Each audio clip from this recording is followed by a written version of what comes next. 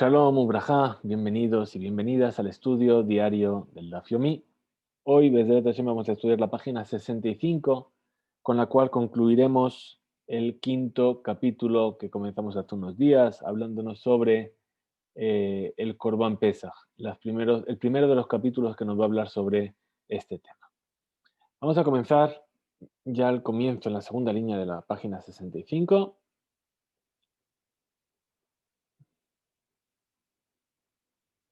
Los últimos temas que trajo la Mishnah.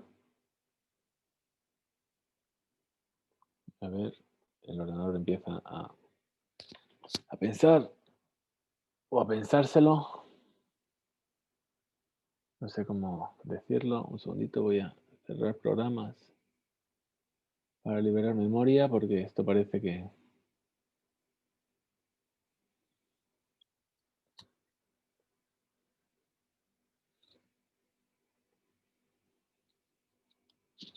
Muy bien. Bueno, vamos a tratar de comenzar así. Nos dice la Gemara retomando las palabras de la Mishnah. Habíamos estado viendo la Mishnah que nos hablaba de cuál era todo el orden de cómo se hacía el día 14 de Nisan para hacer la ofrenda del Corban Pesach.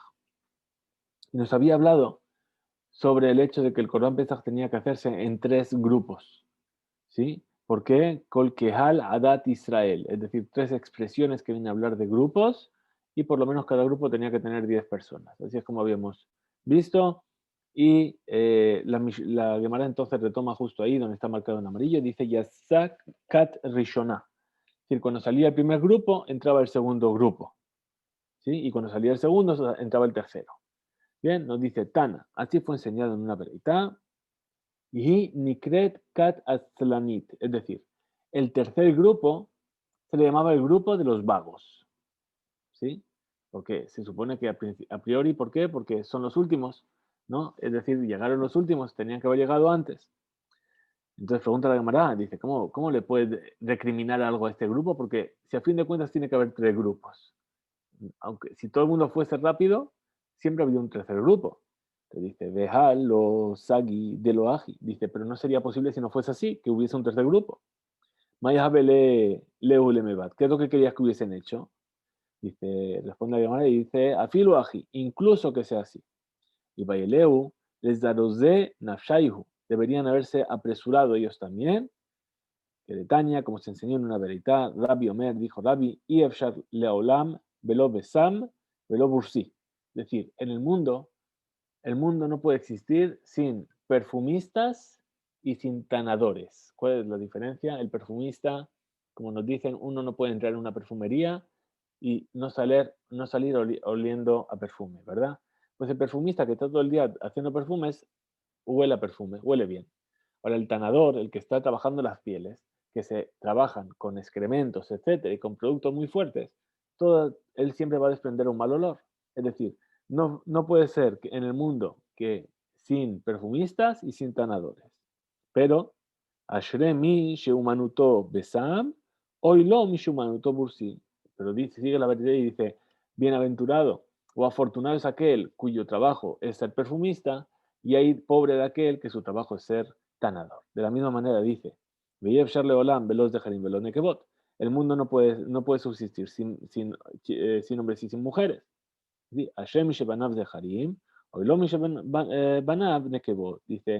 hay afortunado aquel que todos sus hijos son varones, y hay de aquel que todos sus hijos son chicas.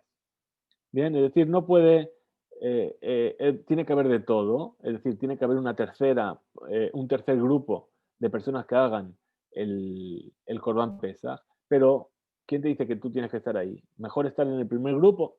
Los que llegaron al tercer grupo, por eso les llamaban los bajos. Muy bien, sigue la Mishnah y dijo que Maseu Bejol, es decir, estuvimos diciendo que este proceso que se hacía de colocarle a las filas de Kohanim, etcétera, todo lo que explicamos en la Mishnah, de la misma manera que se hacía en la semana, se hacía también en Shabbat. Bien, y ahí es donde la Mishnah nos vino a decir que, que lo que hacían era limpiar el suelo de la Azara, ¿sí? Y eso no estaban de acuerdo con ellos los jajamim. Bien, entonces dice, Shelo Britzon jajamim man, es decir, cuando dice que no estaba de acuerdo, que no estaban de acuerdo los sabios, Shelo Britzon jajamim, bien, ¿quién es este jajam que no estaba de acuerdo? Es decir, según la opinión de quién. Dice, Mar Rab Hizda, Shelo, Kerritzon, Rabbi Eliezer, es decir, no estaba de acuerdo con la opinión de Rabbi Eliezer. ¿Por qué? ¿De qué estamos hablando aquí? Nos va a traer ahora una discusión, la Gemara, entre Rabbi Eliezer y los sabios sobre la labor de fregar el suelo en Shabbat. Bien, si es una labor de Jajamim o si es una prohibición de la Torah.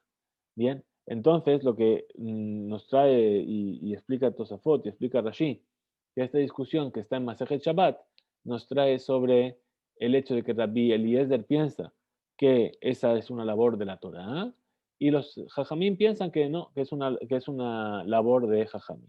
Entonces nos dice así, dice de Ida Banan, ¿por qué tiene que ser la opinión de Rabbi Eliezer? Porque si fuese la opinión de los sabios, hambre, Shevuthu, entonces estaríamos diciendo que esta acción de lavar el suelo es Shevut. Shevut es una prohibición rabínica. Bien, en Shevut Bamigdash, y ya hemos visto en otras ocasiones que el Shevut no aplica en el Migdash, es decir, en el Bet HaMikdash los sabios dijeron, nosotros no vamos a aplicar nuestras restricciones en el Bet HaMikdash, ¿sí? Nos anulamos a nosotros mismos para que el servicio del Bet HaMikdash pueda tener un funcionamiento normal. Entonces, si fuese que sigue la opinión de los sabios, entonces no le habrían dicho nada a los sabios a los Kohanim, porque a fin de cuentas el hecho de fregar el suelo es un Shevut. Entonces, ahora sí nos traen la discusión en el Tratado de Shabbat y nos dice, Maihi, ¿dónde está esta discusión entre Rabbi Eliezer y los sabios? Dice, de Tania, como se enseñó en una breita, Ejad a Jolev, Vejad a Mejabetz, Vejad a Megaben Kagrogerot. Es decir, una persona que es Jolev es ordeñar, o una persona que es Mejabetz, Mejabetz es hacer cuajar la leche, o una persona que es Megaben, es decir, que viene a darle la forma al queso, un tamaño de Kagrogeret, y habíamos visto que una Grogeret era un higo seco, y era aquello por lo mínimo por lo cual se infringe la prohibición en Shabbat. Entonces, ya esa persona que hizo cualquiera de estas labores y continúa, y dice, vea mejabed, vea merabetz, es decir, la persona que barre o la persona que moja el suelo para evitar que suba el polvo. Vea rodé jalot de bash beshogeg Shabbat, y aquella persona que viene a vaciar los paneles de miel en Shabbat, dice beshogeg, claramente dice beshogeg. ¿Qué quiere decir beshogeg? Por inadvertencia. Hayab Hatat tiene que tener una ofrenda de Hatat. ¿Qué quiere decir esto? Esto quiere decir que se consideran que son melajot de Oraita, que es una transgresión de la Torah. Ahora, Esdit Beyom Tov, si una persona lo hizo a voluntad, o sea, de manera voluntaria en Beyom Tov, lo que recibe Malkut, Eta Arbaim, recibe los 40 golpes de castigo. ¿Quién es el que está denunciando todo esto? Dibre Rabbi Eliezer, es decir, Rabbi Eliezer opina que todas estas labores son prohibiciones de Oraita en Shabbat. Los sabios dicen, ya sea las primeras que dijimos o las últimas que dijimos, ya sea en Shabbat o ya sea en Yom Tov, tanto de Beshogeg como de Mezid, ¿sí? Eno ela mishum shevut. Es decir, la única prohibición que hay ahí es una prohibición de shevut, es decir, es una prohibición de orden rabínico. Entonces, ¿qué estamos viendo? Que Rabbi Eliezer realmente piensa que el hecho de mojar el suelo es, para fregarlo, es una prohibición de Oraita. Entonces, Rab Ashi, Amar, Afilu Tema, Lobirson Jajamim, dice, ¿sabes qué? Incluso podemos decir que Lobirson Jajamim no es Rabbi Eliezer. ¿Sí?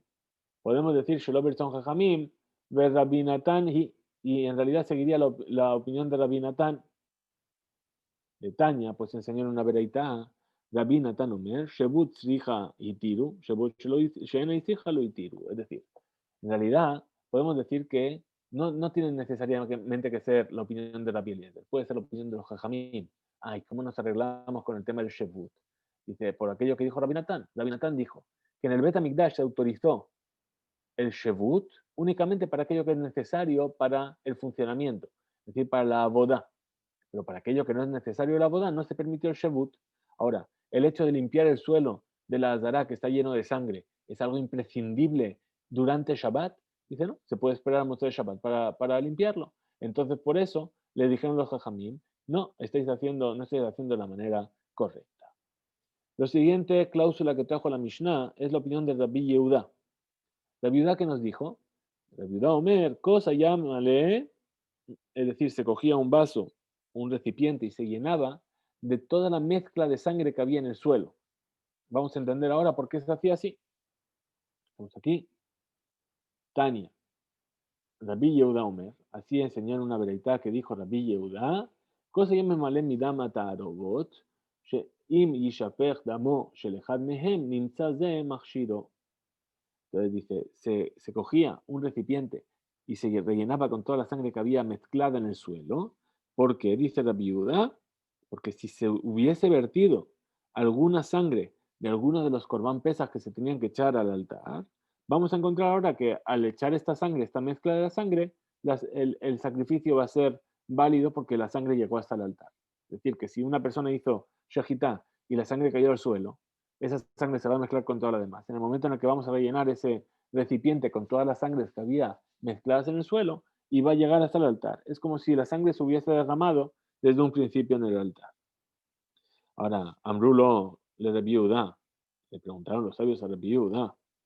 Déjalo, lote cabel bekeli. Espera, ¿cómo puedes coger y decir que esa sangre va a ser válida, va a validar la ofrenda de Pesaj si la sangre no fue recibida en un recipiente? Es decir, dijimos que había cuatro labores. Shahita, de Kabbalah, es decir, recibir la sangre formaba parte de los 4 pasos de la boda en el Bet HaMikdash. Entonces, esta sangre nunca se recibió en el recipiente, directamente cayó al suelo. Entonces, ¿cómo me puedes decir que va a hacer que sea válido? Dice, entonces, para un momento las palabras de la verdad, la Gemara y pregunta, Menayada, es decir, ¿y cómo sabía, cómo sabes que esa sangre no fue recibida en el recipiente? Ela, ají que amarle, en realidad así es como le dijeron los sabios a la viuda, Shemalo tekabel bekli. Es decir, esa sangre que tú quieres validar, a lo mejor no fue recibida en un recipiente.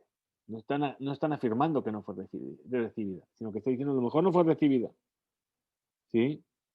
Entonces continúa la veredicta y dice, Amar la hembre, dijo la viuda, Afani lo amarti, ela benit kabel. No, tranquilos. O sea, yo también estoy hablando de una sangre que sí que se recibió en un keli, sí que se recibió en un recipiente. Bien, entonces, menayada, koanim zerizim hen. Entonces, ¿cómo puede llegar a ser que esa sangre acabe en el suelo? Si los koanim son zerizim, están siempre diligentes a la hora de cumplir con su tarea. No es posible que alguien venga a hacer la shejitá sin que un kohen esté ahí para recibir la sangre. Entonces, y zerizim, ema tishapech. Si son tan zerizim, ¿cómo es que se va a verter la sangre? Responde y dice, agav, justamente, zerizutaihu de abde mishtapech. Es decir, justamente el hecho de que son tan diligentes y quieren hacer las mismot con tanta presteza, que cuando van a recibir la sangre van a apresurarse para llevar la sangre al altar. Y eso puede provocar que en algún momento el cohen tropiece o que la sangre llegue a verterse del recipiente en el cual fue recibido. Entonces, pregunta la Gemara, ¿y acaso sería posible de recuperar esa sangre desde el suelo? Valudam tamsit me oravo, dice, espera, pero esa sangre que se cayó al suelo se va a mezclar con sangre de tamsit. ¿Qué es la sangre del tamsit? Nosotros hemos explicado que lo que hace la capará, vamos a ver ahora el versículo, la acción de la shejitat que completa el corbán es en el momento en el que sale el alma del animal. La sangre que hace que salga el alma del animal, esa es la sangre que expía eh, eh, o que cumple la función del sacrificio. Bien, ahora, después sigue saliendo sangre. Esa sangre ya no se llama dam amekaperet, sino que se llama dam tamchit, es decir, la sangre que sigue saliendo del animal. Ahora, esa sangre no es una sangre que vaya a ir al altar, porque no tiene ninguna función, porque con esa sangre que ya salió, una vez que el animal ya soltó su alma, por así decirlo, ya no es una sangre que sea apta para el altar. Entonces nos dice que junto con la sangre que estaba en el utensilio y que se derramó, al caer al suelo se va a mezclar con la otra sangre, la sangre que no tiene que ir al altar, esa sangre la vas a querer tirar al altar.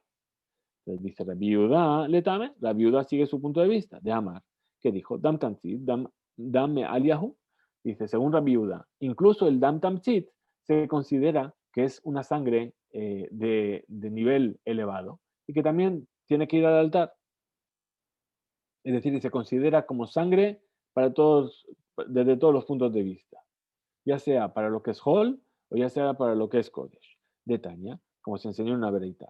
Dam Tamtzit Bazara, el Dam Tamtzit que está, perdón, Azhara, es decir, si una persona viene a comer sangre, esta sangre de Tamtzit, es decir, requiere de Azhara, es decir, de advertencia, ¿sí? De decirte lotojal, es decir, hay una prohibición del lotojal, entonces para incumplir hace falta advertirlo, y en el momento en el que se le advierte, oye, no tomes esa sangre que si no vas a tener malkut, y si la toma la persona recibe malkut, ¿sí? Pero no con la prohibición de caret. La viuda Omer, ve y caret. La viuda dice también caret. ¿Qué quiere decir también caret? Que se considera como la sangre que es la que hace sacar la vida y también esta tiene caret. ¿Bien? Es decir, y caret, dice el versículo. ¿Bien? Es decir, que esa sangre que hace sacar la vida del animal, esa es la que te hace ser caret. Y entonces la viuda dice, no, también la sangre de Tamzit también tiene el isur caret.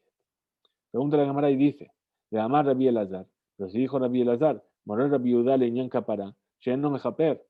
Es decir, Rabbi Yehuda está de acuerdo con esta sangre, que no es mecaperet, que no expía la transgresión.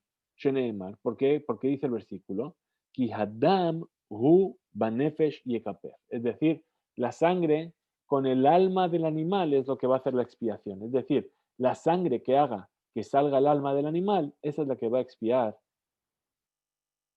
la transgresión por la cual se trae el, el sacrificio. Como dice aquí, Damsha Nefesh Yotzea Bo Mejaper. Esa sangre que hace que salga el alma expía. Damshe en Anefesh Yotzea Bo Eno Mejaper. Pero la sangre que no hace que salga el alma, esa no expía. Ela, la Yehuda. Entonces, la Gemara vuelve sobre la primera explicación de Rabbi Yehuda, que incluso la sangre de Tamzit es válida para tirarse sobre el altar. Le explica el motivo de por qué piensa que se reúne de toda esta sangre en un vaso para poder tirarla sobre el altar. Y ahí no sospechamos que el hecho de que haya sangre de Tamzit, sí que es la mayoría en realidad de la sangre que hay en el suelo. Dice la viuda, letame, la viuda va según su punto de vista de amar, en dame batel bedam. Es decir, la viuda lo que opina es que una sangre no anula la otra. Es decir, a pesar de que la sangre que sí que es apta para el altar se va a mezclar en el suelo con la sangre del tanzit que no es apta para el altar. Entonces, a pesar de eso, una sangre no anula la otra. Y entonces cuando vas a tirar toda la mezcla, sí que va a estar cayendo la sangre que debería acabar en el altar y por eso también era la opinión de la viuda que se debe hacer de esta manera al acabar el servicio. Tania se enseñó en una verita, amarla en Rabbi Yehuda la Jajamim, le dijo Rabbi Yehuda a los sabios. Es decir, yo entiendo bien, según mis palabras, que cogemos un vaso y se llena de la sangre que había en el suelo. Pero le di ejemplo, según nuestro punto de vista, lama pokekimetas dará. Si no fuese para recoger toda esta sangre, ¿por qué se tapaba la canalización de agua que había en la Azara? Es decir, cuando comenzaba la ofrenda del Corban Pesach, se tapaba la canalización por la cual el desagüe, y de esa manera la sangre quedaba en el suelo y no fluía por todo el suelo, no se limpiaba de por sí. ¿Bien? Es decir, que a propósito hacían que el suelo de la Azara se llenase de sangre. La rapidez le pregunta a los sabios, si no es para hacer como yo dije, que es al final recoger esa sangre y tirarla en el altar. Entonces, ¿por qué se tapaba el desagüe de la Azara? Ambruleo, Ambrulo, le dijeron, Shebahu le bene Aarón, Sheirehu al arubotehem bedam. Es decir, es una alabanza para los hijos de Aarón, para los Kohanim, que caminaban sobre esta sangre. Es decir, para ver la gran cantidad de animales que se llegaban a sacrificar en la víspera de Pesach, para que quedase ahí patente cómo los hijos de Israel apreciaban esta mitzvah y la cumplían con excelencia. Veja, Kahayetz. Dice, espera, me estás diciendo que todo el suelo estaba lleno de sangre. Entonces, esa sangre hacía mejitza, hacía hatzitza, es decir, va a hacer una interrupción. Los Kohanim iban descalzos en el Betamikdash. ¿Por qué iban descalzos? Porque no podía haber nada que interrumpiese entre los pies del Kohen y el suelo del Betamikdash, el suelo de piedra del Betamikdash. Ah, pero me estás diciendo que estaban caminando sobre sangre. Esa sangre va a hacer una interrupción. Dice, la hu benojotzet. Responde y dice, no, la sangre estaba húmeda y la sangre húmeda no hace interrupción. Qué detalle, como aprendimos en una veraita. ¿Eh? Adam veadio veajeleb veadbash yeveshim jotetzim lachim en jotetzim. Es decir, la sangre, la tinta, el sebo y la, perdón,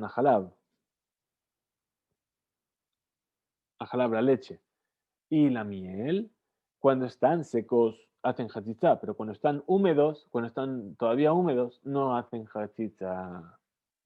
¿Sí? Ah, pero tenemos otro problema. ¿Cuál es el problema? Vale, ya no hay hatzitza, pero van a estar caminando los koanim sobre esa sangre. Veja, ¿sí? Veja, kamtavese meanyu. Espera, pero las ropas se van a ensuciar. Claro, están caminando sobre la sangre. Se va a ensuciar la ropa. Betania, y así se enseñó en una vereita. Ayube gadab metushtashim, veabad aboda pesula. Dice, no solamente que van a estar sucias, sino que aprendimos en una vereita que si la ropa del Cohen se ensuciaba, su trabajo quedaba anulado, no era válido. Me está diciendo que los Kohanim estaban todo el día de la víspera de Pesach, todos llenos de sangre, por la cantidad de sangre que había en el suelo, y sus ropas se ensuciaban y estaban haciendo toda esa boda. Entonces, ¿cómo vamos a arreglarlo? De Gitema, y si me quieres decir, de Maddelu Lehu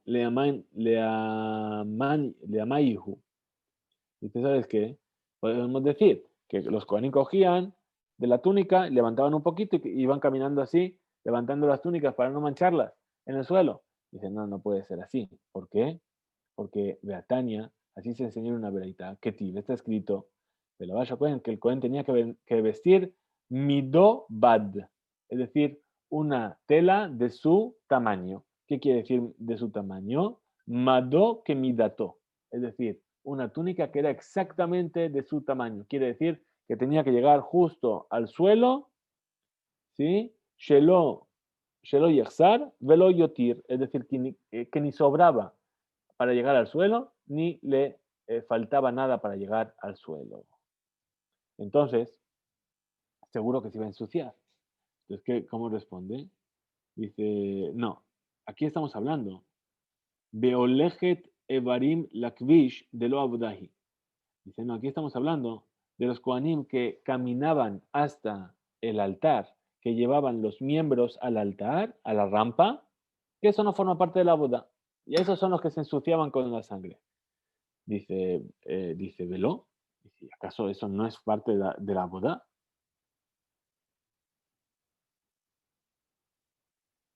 Aquí, Veló. ¿Y acaso el hecho de llevar las partes del animal para ser quemadas a la rampa no forma parte de la melajá, de la boda? Veja de midebae kehuna abodahi. Dice, espera, pero si la Torah nos dice que tiene que ser un cohen el que lo lleva, quiere decir que forma parte de la boda. ¿Sí? Entonces, que de Tania, como dice la Bereitá, que está escrito en la Torah, veikriba Cohen et kol misbeja. Es decir, que el Cohen va a traer todo al altar. Zo olejete varim la kevish. Ese versículo se refiere a llevar los miembros a la rampa. Entonces responde la Gemara y dice, Ela No, estamos hablando entonces de las personas, los Kohanim que llevaban las maderas para la pira que había sobre el altar, que eso no forma parte de la boda. Y pregunta la Gemara, Beoleje Tebarim la Kvish, Beoleje Dam, Mija Aji Azil. Dice, muy bien, pero de todas formas, los que llevaban los miembros a la rampa o los que llevaban la sangre, ¿cómo van a hacer? El suelo entero está lleno de sangre. Después la Gemara dice, de Masge y a Istebae. Es decir, en realidad, todas las dará en ese día de Erev Pesach tenía una especie de, de tarima, de piedra que estaba elevada respecto al suelo. Ahí caminaban los Kohanim y debajo es donde estaba toda esa sangre que estábamos diciendo. Nadie tocaba la sangre en el suelo y únicamente cuando se llegaba al Mizbeach para subir las maderas eran esos Kohanim que podían llegar a mancharse con la sangre que había en el suelo. Muy bien, nos dice, último punto que vimos en la Mishnah, que Tzatolín, es decir, una vez que ya se hizo la Shejitá, ya se llevó la sangre y se derramó el altar, ¿qué tenían que hacer las personas? Coger sus animales, colgárselos y llevárselos a la casa para asarlos para la noche, perdón. Dice que Tzatolín, perdón, ¿cómo se hace para colgarlos y despellejarlos, etcétera? Y después nos dijo, Karaeu, es decir, que se abría el animal, Veotziu etemurab, y se sacaban sus entrañas, Netanam bemegis, se ponían en una gran bandeja, le actiran para quemarlos. Pregunta la Gemara, y dice, Atuhu gufe, Abba Maktir Lehu, dice, ¿acaso la misma persona esta que estaba abriendo el animal y sacando las entrañas, él es el que los va a quemar? Es lo que se entiende de lo que está diciendo, le actiran para que él los queme. Si es un Israel, él no puede venir a comer esto sobre el altar. Emma, entonces, responde la Gemara y dice, más bien di así, la versión que tienes que poner es le actiran, para que alguien para hacer que los quemen al Gabea Mizbeach, para hacer que los quemen sobre el altar y no le actiran. Por último, nos dice la Gemara sobre la última pareja, el último grupo que salió de la Azara, dice, ya está Katrishona, salió finalmente, salió el primer grupo, entró el segundo, salió el segundo, entró el tercero, y así nos explicaban cuando además era Shabbat, ¿verdad? Que el primer grupo iba solamente hasta un límite dentro del Harabait, el otro se quedaba en otro lugar y los últimos se quedaban en la Azara misma. Bien, ahora dice Tana, así nos enseña una vereitá, cuando se iban a su casa, ya llegó el momento de irse a su casa, Kolehad Behad, cada uno, Noten Pisjobe Oro, es decir, cogía la piel del Corán Pesach y con esa piel envolvía la carne del Corán Pesach, ¿sí? Un mashpil leajorad y la tiraba hacia atrás, ¿sí? Y se iba con ella así. Amar Ilish, dijo Rab Ilish, Tayaut, es decir, así es como solían hacer o como hacían los comerciantes ismaelim, es decir, que se ponían todas las cosas al hombro y con eso se iban para adelante, ¿sí? Como la costumbre que existe entre algunas comunidades sefaradim de Siria o de Irak, que en la noche del Seder de Pesach cogen y ponen la matzá al hombre y recitan un pasaje que dice Misharotam terurot vesimrotam al shichmam, es decir, que estaban sobre sus hombros, igual que los Bene Israel cuando acababan el Corban Pesach, lo ponían atrás, ¿sí? Como un costal y se iban para sus casas para preparar el Corban Pesach. Así acaba este capítulo, Adran Alach Tamid Nishhat, de Adran Alach Tamid Nishhat, de Adran Alach Tamid Nishhat. Volveremos a ti, capítulo, el momento de sacrificar el Tamid, Be'ezrat Hashem y Beli Neder. Que tengamos el mérito de continuar concluyendo capítulo a capítulo, Masejet a Masejet, nuestro estudio diario, Hizku Beimtzu, que tengamos todos de Sorotobot. Nos vemos mañana, Be'ezrat Hashem.